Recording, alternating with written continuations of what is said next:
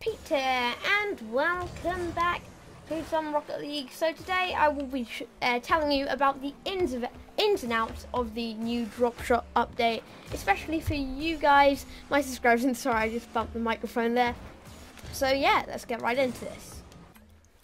So the first thing, which you may have noticed just a second ago, is you can now select whichever map you want to play in free play. So as you can see, we can select, I don't know, let's randomly scroll through here.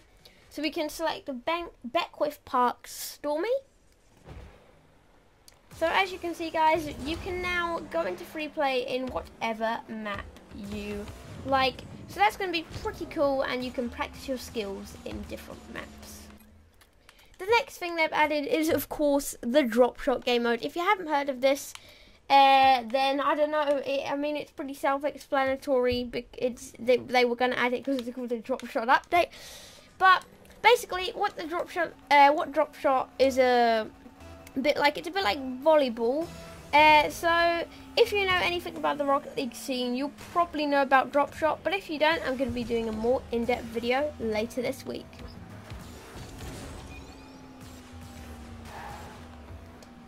So the next thing that has been added is they've sort of people have been having trouble in Aquadome with FPS. So what they have done now, this won't have any of the colours in it because of course it's free play.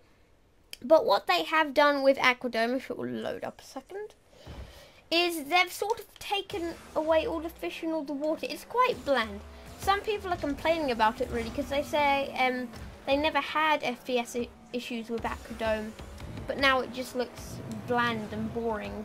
So we're going to see what Psyonix does with the future of this map. Maybe they'll remove it completely.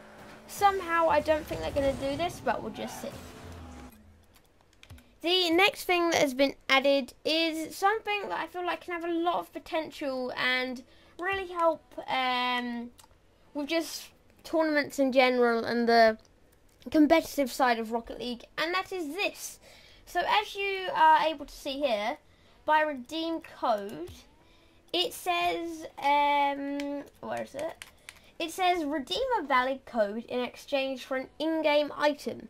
And if you get what that is, it's pretty self-explanatory. But basically, let's say you have this Octane ZSR here, and you want to give it to someone, but you don't want to have to trade it to someone. In some shape or form, I think in future updates, you'll be able to put a code on an item. So let's say I want to give this away. I go into my inventory and I say create code for this item, and then someone on whatever platform can enter that code, and then they will have the item in their inventory. Does that make sense? I think it does. So I see a lot of potential for that. The next thing that is quite big news is Season 3 has came to an end. We're now in Season 3 competitive season. And as you can see, I'm all unranked in these. I've only played a couple of my placement matches. But, yeah guys. Also, we have some news for the Rocket League scene over here. For a new DLC coming on the 4th of April. So, yeah guys. Stay tuned for another for an in-depth video on DROPSHOT coming out later this week. See you then, guys.